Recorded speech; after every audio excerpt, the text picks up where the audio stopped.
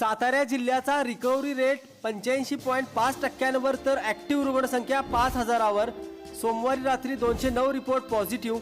दिवसभरात 726 नागरिकांना डिस्चार्ज तर 453 जणांचे नमुने पाठवले तपासणीला।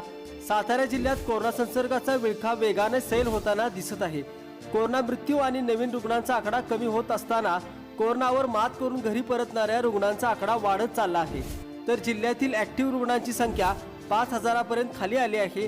हे चांगले संकेत आहेत। विशेष म्हणजे सर्वच बाबतीत स्थिती सुधारताना दिसत आहे। सोमवारी दिवसभरात जिल्ह्यातील विविध रुग्णालयात आणि कोरोना केअर सेंटरमध्ये उपचार घेत असलेल्या 726 नागरिकांना आज घरी सोडण्यात आले।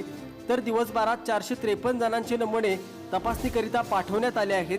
तर रात्री आलेल्या रिपोर्टनुसार क्रांतिसिंह नाना पाटील सर्वसाधारण लॅब येथील 94 नमुन्यांपैकी 38 नमुने बाधित, कृष्णा मेडिकल येथील 95 नमुन्यांपैकी 27 नमुने बाधित, खाजगी लॅब 123 नमुन्यांपैकी 22 नमुने बाधित, अँटीजेन टेस्ट 841 नमुन्यांपैकी 122 नमुने बाधित, असे सर्व मिळून 1153 नमुन्यांपैकी 209 रिपोर्ट पॉझिटिव्ह आले आहेत।